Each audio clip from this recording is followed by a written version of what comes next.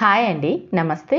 Welcome to Suhasini's kitchen. నేను మీ సుహాస్ని రెడ్డి. ఈరోజు మన కిచెన్లో రొటీన్గా తినే దోశకి చెక్ పెట్టి ఒక్కసారి ఇలా టేస్టీగా హెల్తీగా ట్రై చేయండి.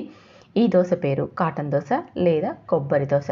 చాలా అంటే చాలా రుచిగా, చాలా సాఫ్ట్గా ఉంటాయండి. క్విక్గా ప్రిపేర్ చేసుకోవచ్చు. రొటీన్కి చెక్ పెట్టి ఒక్కసారి ట్రై చేయండి. నచ్చితే మాత్రం లైక్ చేయడం అస్సలు మర్చిపోకండి. ఇందుకోసం ముందుగా ఒక బౌల్ తీసుకొని అందులోకి 1 కప్పు రైస్ తీసుకోవాలి. ఇక్కడ నేను తీసుకుంటున్న రైస్ స్టోర్ బియ్యం అండి, అదే రేషన్ రైస్ అన్నమాట. ఇలా రేషన్ రైస్నైనా తీసుకోవచ్చు, లేదా మన దగ్గర ఉన్న రా రైస్ కానీ లేదా బాయిల్డ్ రైస్ కానీ ఏ రైస్నైనా సరే మనం ఈ దోశల కోసం వాడుకోవచ్చు.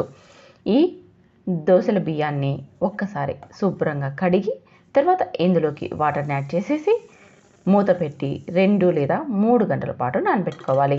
2 గంటల పాటు నానబెట్టుకున్నా సరిపోతుందండి. టైం ఉందనుకోండి 3 గంటల పాటు నానబెట్టుకోవాలి. ఇప్పుడు మరొక బౌల్ తీసుకొని అందులోకి 1/2 కప్పు అటుకులు తీసుకోవాలి. మనం ఏ కప్పుతో అయితే బియ్యం తీసుకున్నామో అదే కప్పుతో 1/2 కప్పు అటుకులు తీసుకొని వీటిని 2-3 సార్లు శుభ్రంగా కడిగి ఆ వాటర్ను వంపేసి తీసుకోవాలి. ఇప్పుడు అదే అటుకుల్లోకి మరొక 1/2 కప్పు సుజీ రవ్వని, అదేనండి బొంబాయి రవ్వని వేసుకోవాలి. ఇప్పుడు ఇందులోకి కొద్దిగా వాటర్ని యాడ్ చేసి బొంబాయి రవ్వ నానేటట్టుగా వాటర్ని వేసుకోవాలన్నమాట. ఇలా కలిపేసేసి మూత పెట్టి ఈ మిశ్రమాన్ని కూడా 2 గంటల పాటు నానబెట్టుకోవాలి. చూడండి, మీకు 2 గంటల తర్వాత చూపిస్తున్నాను. మనకి రవ్వ అటుకులు బాగా సాఫ్ట్గా నానిపోయాయి. ఇప్పుడు ఒక మిక్సీ బౌల్ తీసుకొని అందులోకి మనం పెట్టుకున్న అటుకులు రవ్వ మిశ్రమాన్ని వేసేసుకోవాలి. అలాగే ఇందులోకి మనం నానబెట్టి పెట్టుకున్న బియ్యాన్ని కూడా వాటర్ లేకుండా ఇందులోకి మొత్తం వేసేసుకోవాలి. ఇక్కడ నేను తక్కువ బియ్యంతో చూపిస్తున్నాను కాబట్టి ఒకటేసారి మొత్తం గ్రైండ్ చేసుకుంటున్నాను. మీరు ఎక్కువ బియ్యాన్ని తీసుకున్నట్టయితే కొద్దిగా బియ్యాన్ని, కొద్దిగా రవ్వ మిశ్రమాన్ని, అలాగే కొద్దిగా కొబ్బరిని ఇలా సమానంగా తీసుకుంటూ గ్రైండ్ చేసుకోవాలి. మనం ఏ కప్పుతో అయితే బియ్యం తీసుకున్నామో అదే కప్పుతో పచ్చి కొబ్బరిని కూడా తీసుకోవాలి. ఇక్కడ నేను కొబ్బరి పైన ఉన్న బ్రౌన్ పార్ట్ని తీసేసి చూపిస్తున్నానండి. మీరు కావాలంటే అలాగైనా సరే వేసి గ్రైండ్ చేసుకోవచ్చు. దోశ పిండిని మాత్రం చాలా సాఫ్ట్గా ఉండేలాగా గ్రైండ్ చేసుకోవాలి. ఎంత సాఫ్ట్గా ఉంటే దోశలు అనేది అంత ఫ్లఫీగా వస్తాయి. ఇలా గ్రైండ్ చేసుకున్న మిశ్రమాన్ని ఒక బౌల్లోకి తీసేసుకొని ఒకసారి ఇదంతా బాగా కలిసేలాగా కలిపి మూత పెట్టి రాత్రి మొత్తం ఈ పిండిని పులయబెట్టుకోవాలి. మీరు అప్పటికప్పుడే దోశలు వేసుకోవాలంటే ఇందులోకి కొద్దిగా వంట సోడాని కానీ ఈనోని కానీ వేసుకొని దోశలను వేసుకోవచ్చు. అదే నెక్స్ట్ డే మార్నింగ్ అయితే మనం ఇందులోకి వంట సోడా కూడా అవసరం లేదండి. మీకు next day morning first chutney చేసి చూపిస్తున్నాను. ఇందుకోసం స్టవ్ మీద ఒక పెనం పెట్టుకొని కొద్దిగా ఆయిల్ వేసుకొని 1 స్పూన్ జీలకర్రని వేసుకొని జీలకర్ర బాగా వేగిపోయాక పండుమిర్చిని మనం తినగలిగే కారాన్ని బట్టి తీసుకోవాలి. ఒకవేళ మీ దగ్గర పండుమిర్చి లేకుంటే ఎండుమిర్చినైనా వేసుకోవచ్చు. అలాగే 2 పెద్ద సైజు ఆనియన్స్ని, అలాగే 1/4 కిలో టమోటాలని కూడా వేసేసుకోవాలి.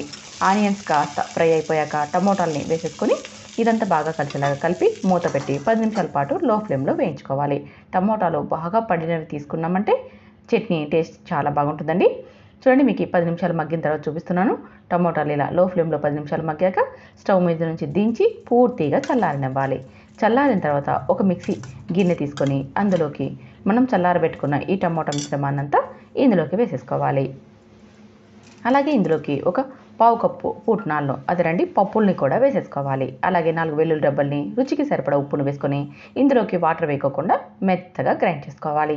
ఈ చట్నీ చాలా అంటే చాలా బాగుంటుందండి. అన్ని రకాల టిఫిన్స్లోకి, రైస్లోకి చాలా బాగుంటుంది. ఒక్కసారి ఈ టమోటో పుట్నాల చట్నీని ట్రై చేయండి. మీకు నచ్చితే మాత్రం లైక్ చేయండి. చూడండి, మీకు దోశ పిండిని చూపిస్తున్నాను. నెక్స్ట్ డే మార్నింగ్కి మనకి దోశ పిండి అనేది చాలా బాగా పొంగుతూ వచ్చింది. చూడండి, చూసారా ఎంత బాగా పొంగుతూ వచ్చిందో. ఇలా పొంగుతూ వస్తే దోశలు అనేది బాగా ఫ్లఫీగా వస్తాయి. మనం ఇందులోకి వంట సోడా కూడా అవసరం లేదనమాట. అదే అప్పటికప్పుడు వేసుకున్నామంటే ఇందులోకి వంట సోడాని వేసుకోవాలి. ఇప్పుడు ఇందులోకి రుచికి సరిపడా ఉప్పును, అలాగే మనం దోశలు వేసుకోవడానికి అనువుగా దోశ పిండిని కలుపుకోవడానికి అవసరమైన వాటర్ని వేసేసి ఒకసారి ఇదంతా బాగా కలిసేలాగా కలుపుకోవాలి. చూడండి, దోశ బ్యాటర్ అనేది ఈ విధంగా ఉండాలి. ఇలా కలిపేసేసుకొని ఇప్పుడు స్టవ్ మీద మనం దోశలు వేసుకోవడానికి దోశ పెనం పెట్టేసి దోశ పెనం బాగా వేడెక్కాక కొద్దిగా ఆయిల్ వేసేసుకొని టిష్యూ పేపర్తో ఆయిల్ అంతా పెనంకి బాగా స్ప్రెడ్ అయ్యేలాగా చేసేసుకోవాలి. ఇలా ఆయిల్ ఎక్కువ లేకుండా టిష్యూ పేపర్తో తుడిచేసుకున్నామంటే మనం దోశను వేసేటప్పుడు దోశ అనేది పెనంకి అతుక్కోకుండా బాగా ఈజీగా స్ప్రెడ్ అవుతుంది.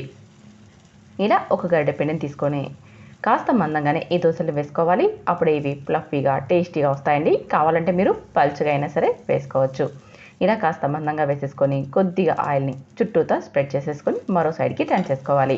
ఒక సైడ్ 5 నిమిషాలు, మరొక సైడ్ మరొక 5 నిమిషాలు మీడియం ఫ్లేమ్లో కాల్చి తీసుకోవాలి. చాలా అంటే చాలా రుచిగా ఉంటాయండి. చాలా మెత్తగా మనకి దోశలు వేసిన 2 గంటల తర్వాత కూడా ఇవి చాలా సాఫ్ట్గా చాలా రుచిగా ఉంటాయండి. అప్పటికప్పుడు మనం ఈ దోశలను వేసుకోవాలంటే మాత్రం అందులోకి వంట సోడాను కానీ ఈనోను కానీ వేసేసి అప్పటికప్పుడు ఈ దోశలను వేసుకున్నా కానీ అప్పుడు కూడా ఇంతే సాఫ్ట్గా చాలా టేస్టీగా ఉంటాయి. టేస్టీగా డిఫరెంట్గా దోశను తినాలనుకుంటే ఒక్కసారి ఈ రెసిపీని ట్రై చేయండి. అలాగే ఇందులోకి నేను చేసిన టమోటో పుట్నాల చట్నీని కూడా ట్రై చేయండి. చాలా టేస్టీగా ఉంటుందండి. ఈ దోశలకే కాదు, చపాతీలోకైనా రైస్లోకైనా ఈ 2 రెసిపీలని ఒక్కసారి ట్రై చేసి మీ ఫ్రెండ్స్ ఫ్యామిలీ మెంబర్కి షేర్ చేయండి. నచ్చితే మాత్రం లైక్ చేయండి. అలాగే ఇలాంటి టేస్టీ వంటకాల కోసం సుహాస్నిస్ కిచెన్ని సబ్స్క్రైబ్ చేసుకోండి. Thank you for watching.